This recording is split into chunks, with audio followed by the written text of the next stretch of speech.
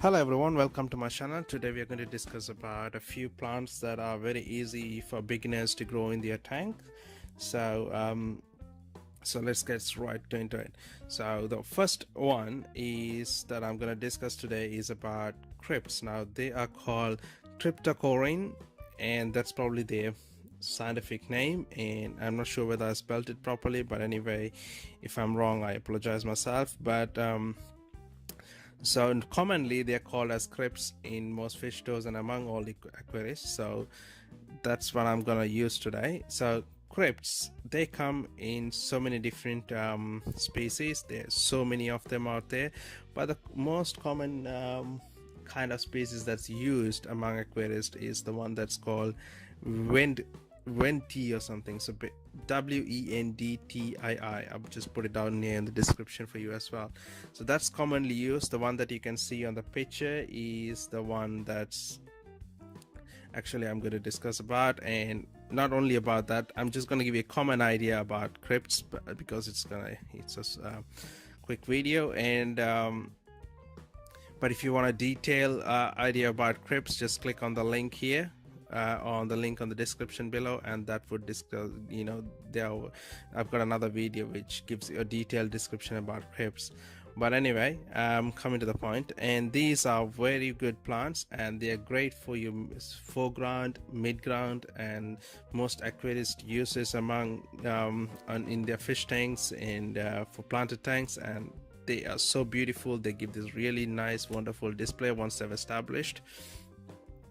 It's quite easy for you to have them in your tank because they're quite hardy, and hardly any fish actually destroy them, and they're easy to grow as well, so that's quite easy. But the only thing that you gotta remember about these plants is that they are very sensitive to changes, if your conditions in your tank are unstable, it just keeps going up and down, fluctuating, then they might develop things, this thing, they melt. Actually, the leaves start to melt and they decay, and what happens is eventually they will die. But as long as you can keep your tank in a stable condition, it doesn't matter whether it's like soft or hard water, they will survive in any condition, but it has to be stable. So once you've got your tank stable, these plants will flourish and would be one of the best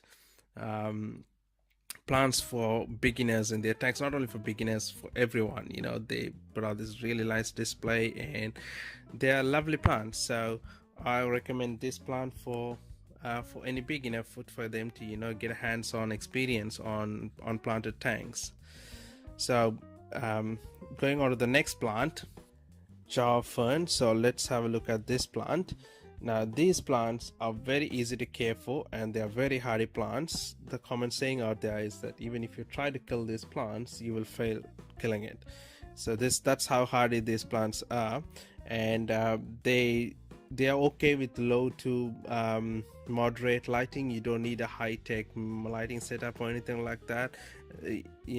As long as there's sufficient light in the tank, they will do really well. And these plants are definitely mid-ground plants. They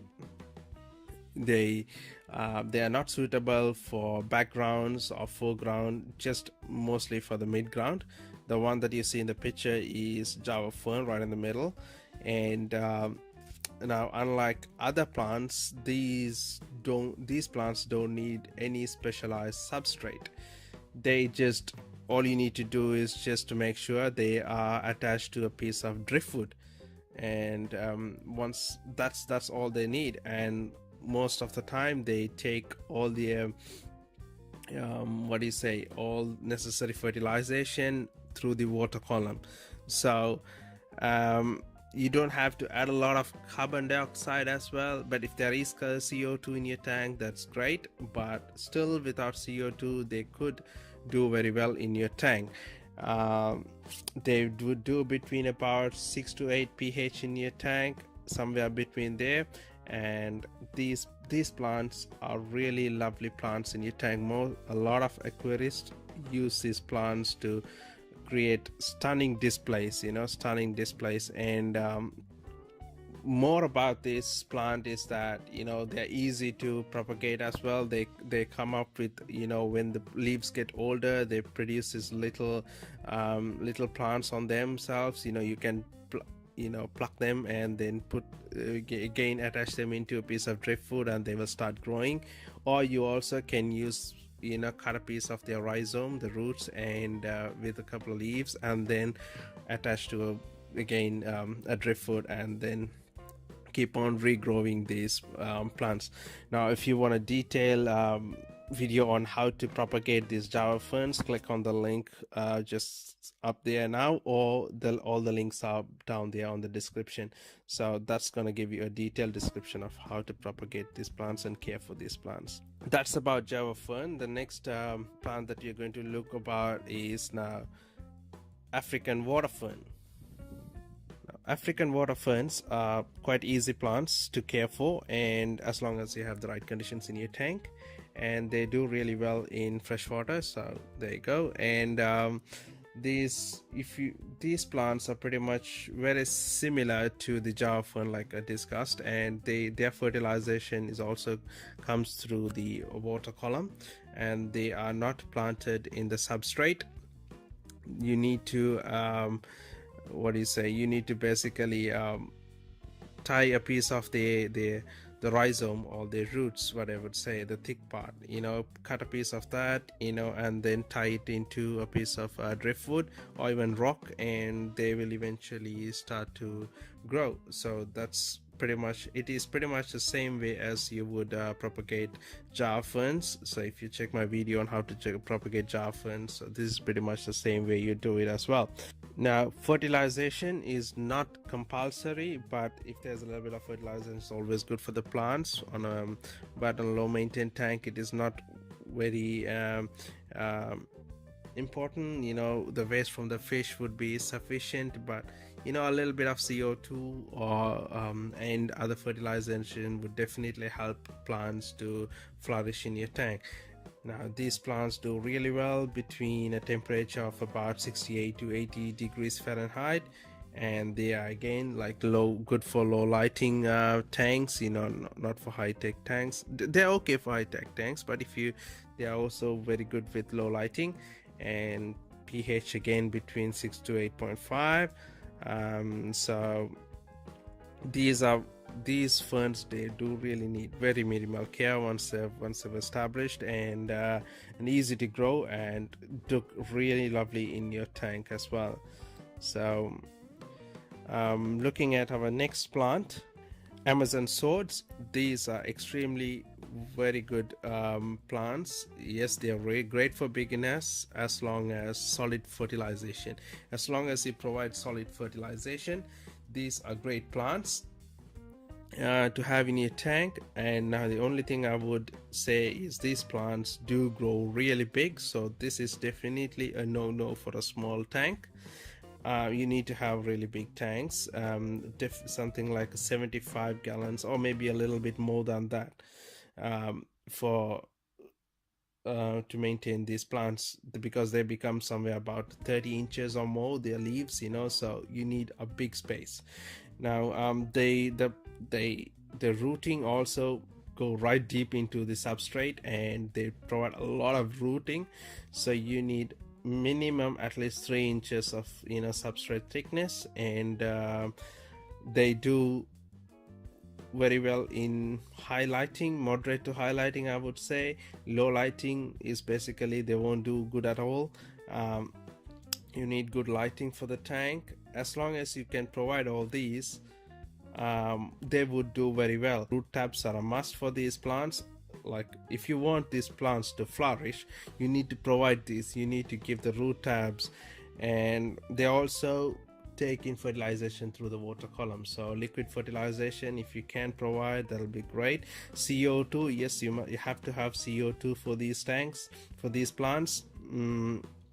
They are best kept as single plants because they do produce a lot of leaves and they need a huge space. So the other thing is, when these plants, they also, you know, when they become matured, you know, when they become a little big, they send out these stems which has flowers in them.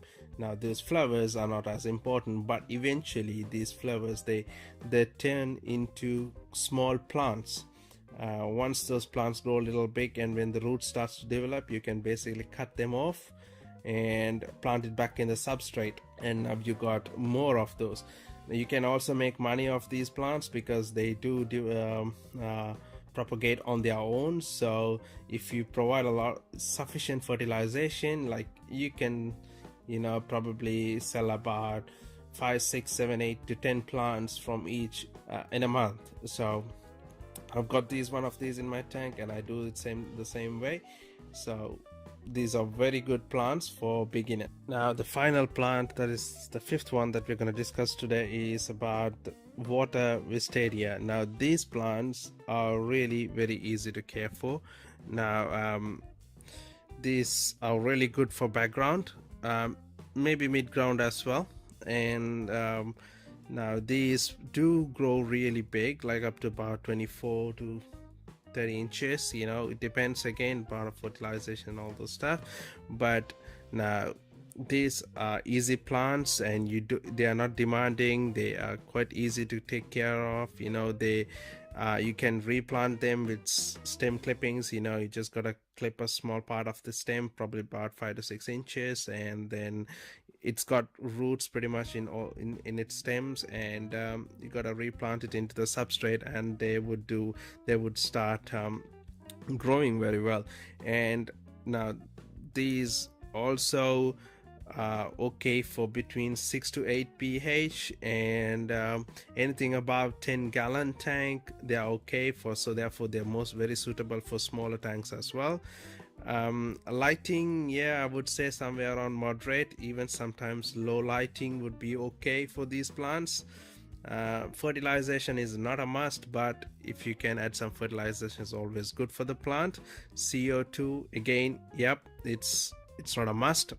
Very easy to care, great for beginners. It's one of the easiest plants to grow, and you would see in most beginner aquariums you would see this plant.